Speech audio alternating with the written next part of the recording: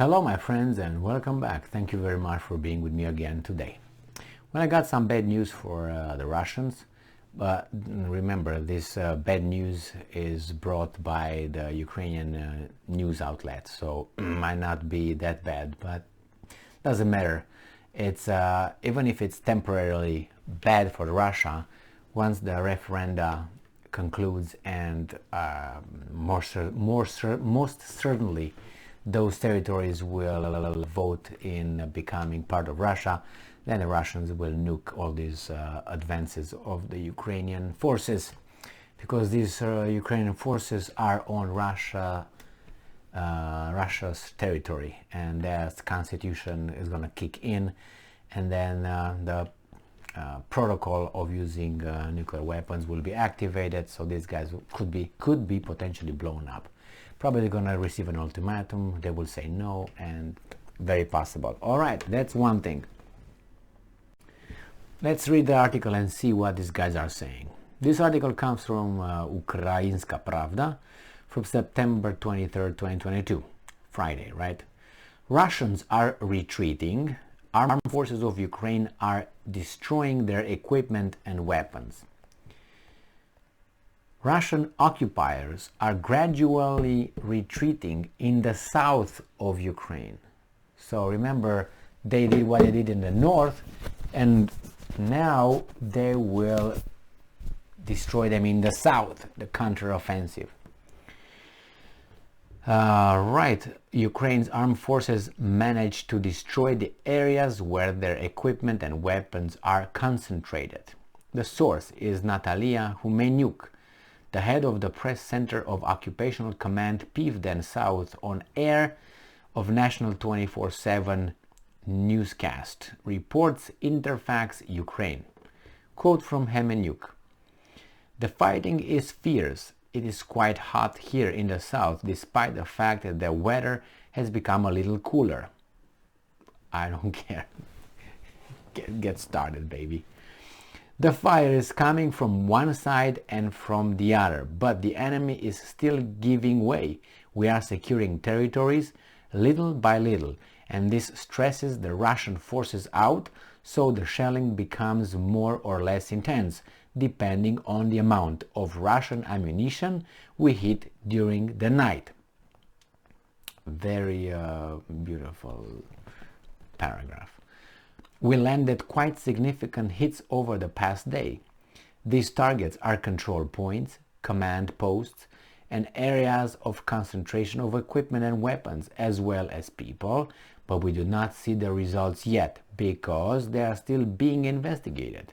It is clear that it is more difficult to estimate such results in the occupied territory, but we are very grateful to the local population and very grateful to the resistance movement. They help us in this, and we are sure that by the evening the report on Russia's losses will be quite powerful." Beautiful paragraph again. Tell me something. So, Humenyuk said that illegal referendums organized by the occupiers that aim to legitimize merging of Ukraine's southern oblast with the Russian Federation, as well as the announcement of the mobilization of Russian citizens, are an imitation of real activity by Russian leadership. Quote from Humenyuk. I'm not going to read this because it's another beautiful weather in the south. Background: Humenyuk recently said that Russian units in southern Ukraine are trapped because the Ukrainian army and the right bank of the Dnieper River are trapped between the Ukrainian army and the right bank of the Dnieper River. Some of the Russian occupiers' commanders are trying to get in touch with representatives of the Ukrainian armed forces to lay down their arms and surrender. Hey, wait a second. I want my money back. The title is "Russians are retreating. Armed forces of Ukraine are destroying their equipment and weapons." And then they say here, Russian occupiers are gradually retreating in the south of Ukraine. That's all. I want my money back. Can I call the manager? I would like to speak with the weasel. So this article is just general and not general as a rank, general in general. And I hate when they just say things like this that simply have no, what do you mean? Where exactly? Give me more information. This is just like, I don't know, I tell you a story before you go to bed and I tell you that tomorrow is going to be a great day, but why? I have no evidence to support my claim. So, I don't know.